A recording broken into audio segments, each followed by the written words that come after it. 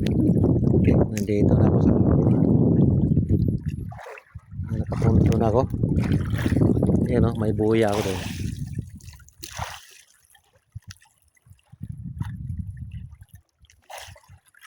Yan o. Yan yung buya ko.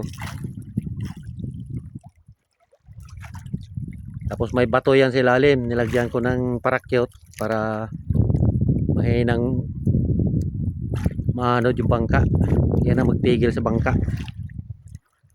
Yung parakyot. Silupin lang yung ginawa kong parakyot. Awa ng Diyos mga kapobre, malinaw ang dagat. Ano lang, siguro ko mamaya uulan na naman ito.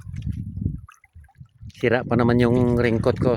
Punit na yung kilikili. Maaga pa mga kapobre, may araw pa oh. Hindi pa nakalubog yung araw.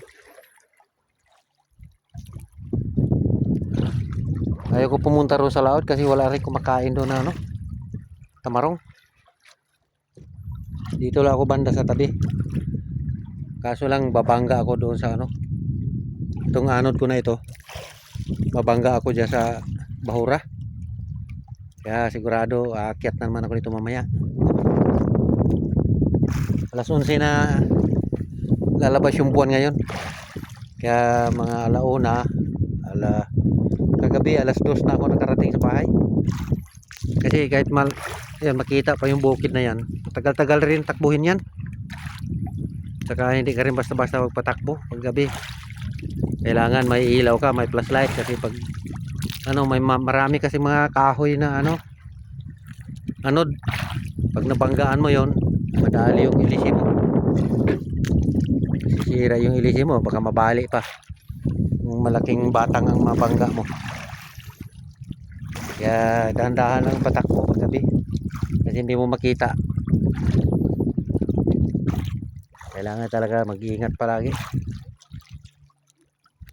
Ayan, yan ang banda sa amin oh, may tubig.